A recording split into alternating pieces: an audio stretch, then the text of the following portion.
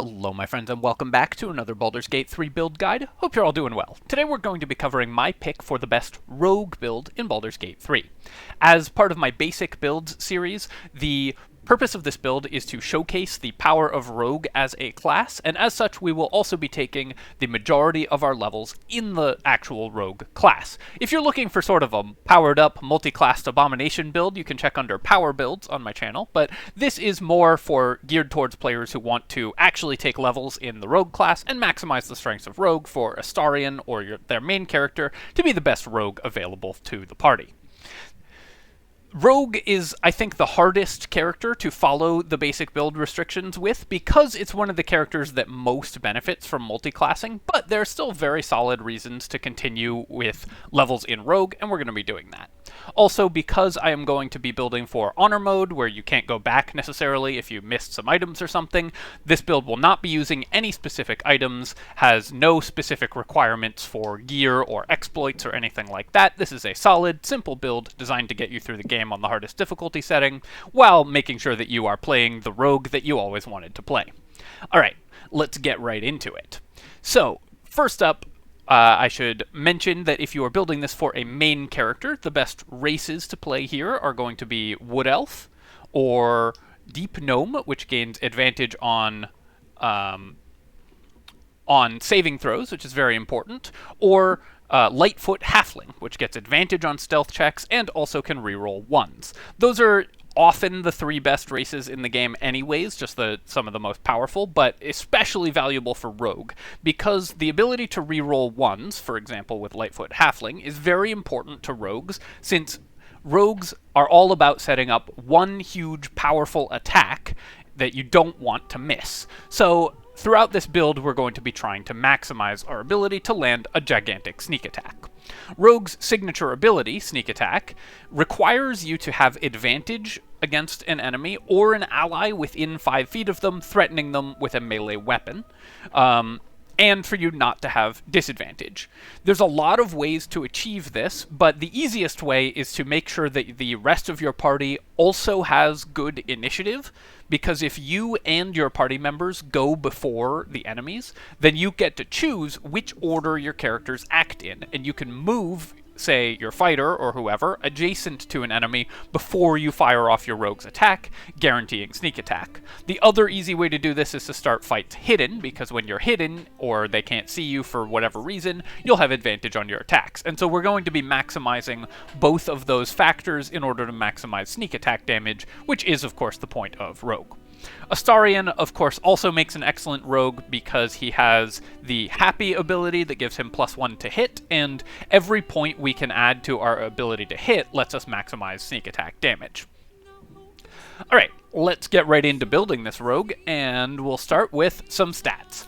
As always with the origin characters, we need to fix their stats, and Astarions are actually some of the worst in terms of the starting stat spread. So let's get rid of these odd numbers. The reason that we want to do this is because you will notice that when we have 17 dexterity checks, we get +17 dexterity, we get +3 to dexterity checks, but at 16 dexterity, we still get +3. You only gain a benefit from even numbers, so you always want to try to have your stat spread include as few odd numbers as possible.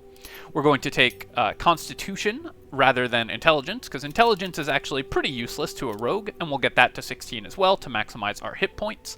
And with our remaining points, we're going to place those in Wisdom up to 14, because it's the most important remaining saving throw, and then we're actually going to drop Charisma and put our remaining points into Strength. The reason we put these points into Strength is not because we use Strength for anything in particular, but because it gives you jump distance, which is actually very valuable for a rogue. The extra mobility that you get from being able to jump further can help you get into good areas to hide, good situations to gain advantage, and all sorts of other useful abilities as you go. For your skill selection, the default skill selection here is actually pretty good. Sleight of Hand, of course, is one of the things that you want as a rogue, so you want to take Expertise in Sleight of Hand, and you want to take Expertise in Stealth, because remaining hidden is one of the best things you can do. If you're a main character, you may want to put some of these points into Charisma, and then take some points in the Conversation skills. For Astarion, you get perception already, which is something that you will want to try to get if you are if you don't have the backgrounds that give it to you, because perception lets you see traps and stuff, and your rogue will often be scouting ahead hidden, so you want them to be able to see traps. Since we also get to put a lot of points into wisdom, since rogues are, we will also have decent perception. We get to do this because rogues are what's called single attribute dependent, or SAD, which is actually a good thing, because they only need dexterity. Basically, all of their abilities key off of dexterity. Your AC, your initiative, your to-hit chance, and your damage all key off of dexterity, so the only stat you really need to raise is dex, and of course constitution, because every character needs hit points. You can also put proficiency in athletics. Being able to sneak up behind an enemy and shove them off of a cliff, for example, can be very valuable for a rogue. And finally, with your remaining point, you can take a conversation skill, or just put it anywhere that you think is going to be useful that the rest of your party doesn't cover. In this case, I'll just put it in Insight because it's the one that we'll have the highest bonus with. Alright, so these are our starting stats. Let's level up our rogue. Typically for rogues, you have two choices, and that is, are you going to be using daggers, or short swords more often, just finesse weapons in melee, or are you going to be using a bow? And the answer for this character is we're going to be using both. When you are using ranged attacks with Rogue, however, I think that you will often want to be using two hand crossbows, one in each hand, because if you miss with your first attack, that still gives you a chance to apply sneak attack. It's not really important that your individual attacks do huge amounts of damage. It's important that you get to hit with at least one attack a round, because any turn that you actually miss all your attacks, you're giving up your whole sneak attack for that turn, and sneak attack is where all of your damage is going to come from. At level 2 Rogue, we get to take, we get another huge bonus for rogues, and the biggest of these cunning actions is Cunning Action Hide. This lets you spend your bonus action on hiding, meaning that you can, as long as you're obscured, hide yourself before firing your attack, gaining advantage on your next attack, both making it more likely that you hit, and allowing you to trigger sneak attack. The Cunning Action Dash gives you lots of extra mobility, very powerful ability, and mobility is extremely strong on every character, and Cunning Action Disengage makes you able to leave combat. This is the one you'll use least often, but is still sometimes useful for when you don't want to trigger an opportunity attack. Definitely make sure that you are thinking about what you want to use your bonus action for on every turn of combat. Something that's also very important, and let me just exit out of the level up screen here so that I can show this to you, is that if you have two weapons, you want to turn off dual wielding. The reason is, using this button right here. The reason is that if you don't do that when you fire a weapon attack, the game will automatically fire your offhand attack at the same time. But you have all of these great uses for your bonus action. You can see here we have 10 different uses for our bonus action on Astarion, starting only at level 2. And you, not the game, should be making the decision as to which of these you're going to use. All dual wielding does is make the game automatically use your bonus action for the offhand attack, so you want to turn this off so that you can decide whether you're going to make the offhand attack. Typically, you're only going to want to use your offhand attack if you miss with your main hand attack, or if an enemy is close to death and you can bring them down with the offhand attack. Otherwise, you will often get better value out of one of these other bonus actions to reposition, to hide for next round, or to push an enemy, jump to high ground to get away, bonus action dash to move yourself out of danger of being attacked by enemies. Very important to consider always how you're going to use every resource on every turn of combat to the maximal effect, and you don't want the game deciding how you're going to use it for you. At Rogue level 3, we get to make the most important decision that we're going to make when we are playing a rogue, and that is what subclass to be. The game is going to suggest that you take Arcane Trickster, but unfortunately that's the weakest of the three subclasses. Both Thief and Assassin are extremely strong, and you might think we want Thief because we are dual-wielding daggers and dual-wielding crossbows, and that will give us a second offhand attack. But the reason we dual wield is just to maximize our chances of hitting with one attack, not so much making multiple offhand attacks. And so I'm going to suggest taking Assassin. There's two really solid things that Assassin gives you, actually, several really solid things that Assassin gives you. First, you gain advantage on attack rolls against enemies that haven't taken a turn yet. Very powerful. Advantage allows you to trigger your sneak attack, and also makes you more likely to hit. So it's basically 2 advantage attacks are as likely to land a single hit as 3 non-advantage attacks, roughly speaking. The odds are pretty close. So you gain the same likelihood of applying sneak attack that you would with the 3rd attack from Thief because of the advantage from Assassinate.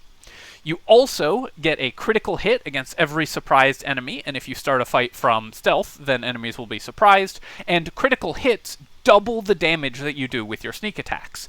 Critical hits are extremely valuable for Rogue because of they double the dice that you roll when you do damage, and rogues add a whole bunch of extra dice to their attacks because they're rolling the sneak attack damage.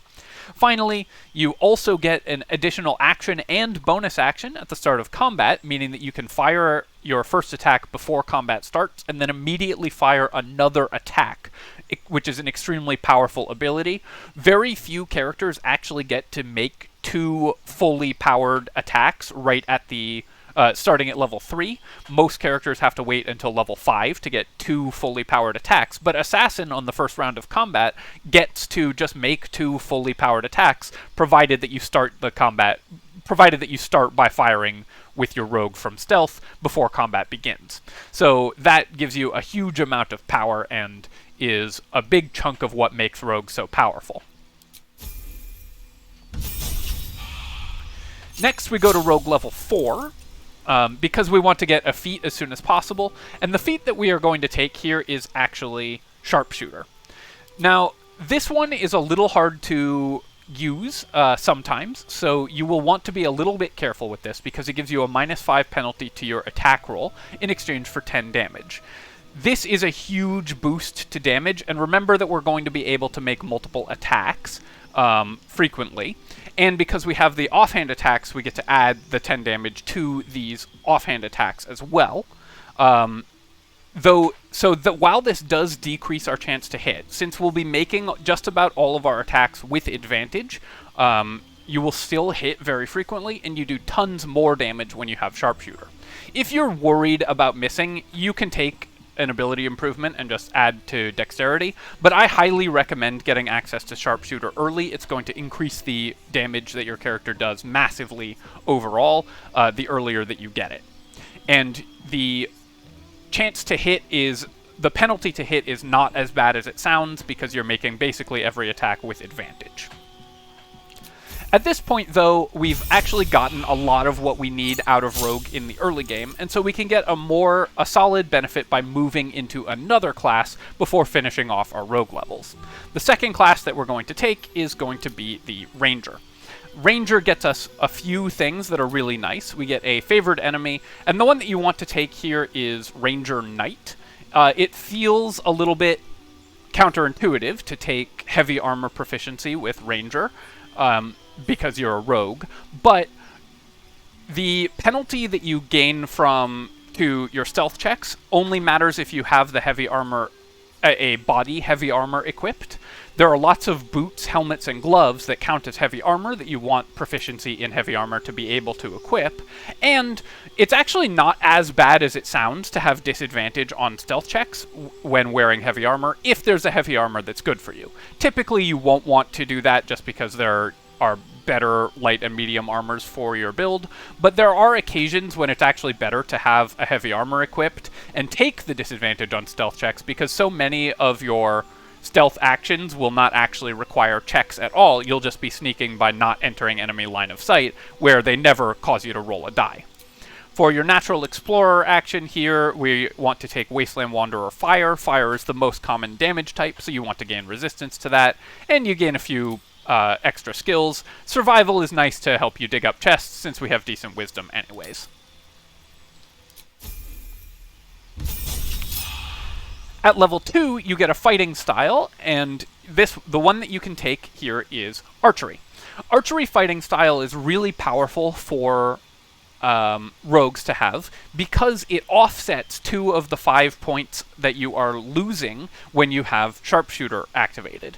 In this way, Archery Fighting Style is the same as gaining 4 points in Dexterity, so it's very valuable to move into a class that gains access to Archery Fighting Style so that you can mitigate the downsides of taking Sharpshooter and guarantee that you are going to hit your attacks much more often. With Advantage and Archery Fighting Style, you're going to be applying the plus 10 damage from your Sharpshooter attacks very frequently and making sure that you're getting the extra d6s from your sneak attack much more often. For spells, there's a couple that are really valuable here. You can take Hunter's Mark, which requires your concentration, but adds an extra d6, so it's basically like having an extra die of sneak attack whenever you're able to spend a bonus action on Hunter's Mark, and you get to keep this up all day. And another one that's extremely valuable to have access to is Fog Cloud. You can place the Fog Cloud and then hide in it as a bonus action, becoming completely invisible to enemies because you're heavily obscured when you're in the Fog Cloud area. Then you can move out of the Fog Cloud on your turn, shoot, and move back, and then hide in it again as a bonus action, preventing enemy ranged attackers from ever attacking you and giving blinded and disadvantage to melee enemies that try to get to you, because you'll be hidden inside the Fog Cloud. Another really good option is Long Strider, which doesn't take a spell slot and gives you plus 10 feet of movement speed. Since we're a ranged build, being able to kite enemies backwards by firing and then moving backwards is extremely powerful as well. At Ranger level 3, we get the reason that we moved into Ranger in the first place, and that is to take the Gloomstalker subclass. Gloomstalker lets us double up on burst damage before combat starts and at the start of combat because you get the Dread Ambusher feature. Dread Ambusher gives you plus 3 to initiative, and remember right at the beginning I talked about just how good initiative is. When your whole party wins initiative, it lets you apply sneak attack. Also, you can drop an enemy before they ever act. And you gain additional movement speed. You remember that we talked as well about how good movement speed is, and you get an attack that deals an additional 1d8 damage. The tooltip here is actually a little misleading, because what it doesn't tell you is that this is an extra attack for free, requiring no action or bonus action or anything in the opening round of combat. You just get to make a whole extra attack. This is an extremely powerful feature and will let you basically make 3 attacks, or 4 attacks counting your offhand attack, at the beginning of combat from the Assassin and Gloomstalker features working together. You also get to double up on bonus action Hide, which is not particularly important since this is redundant with your Rogue feature, but gaining Dark Vision can be very useful in some areas, and becoming invisible lets you position yourself in the perfect place to start combat from. You can become invisible, move to somewhere you can hide very easily, maybe in the dark because you now have dark vision, and then start combat on your terms. We'll take the last of the spells that we didn't take that I mentioned already, and then continue to level Ranger because we get access to another feat. The feat that we're going to take here is just to improve our dexterity to 18. Remember, like I said, rogues are single attribute dependent, so increasing our dexterity is really powerful. I will also mention that if you are taking Auntie Ethel's hair, you could have 20 dexterity at this point.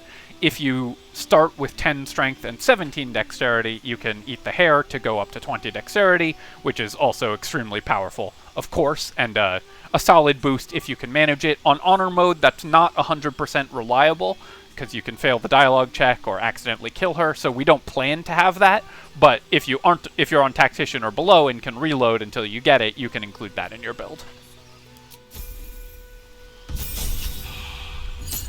Finally, at Ranger level 5, we get extra attack, which just lets us hit more times per turn, and that's of course extremely valuable. We also get access to Misty Step from being a Gloomstalker Ranger, which is extremely strong as well. Your spell selection here, you can take something like Spike Growth. It's another concentration spell, but does prevent melee enemies from getting to you by setting up a field, and also lots of utility spells are available. Stuff like Lesser Restoration is very important to have in your party. Astarion can use this to remove the Bloodless debuff that he himself applies, so he can pull his own weight in that respect.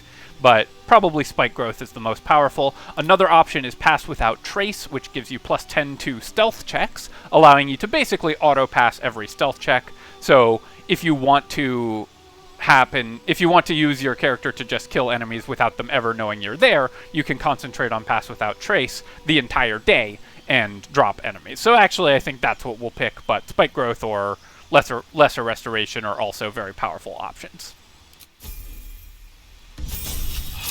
At this point, we go back into Rogue to increase our sneak attack dice and also gain access to Uncanny Dodge.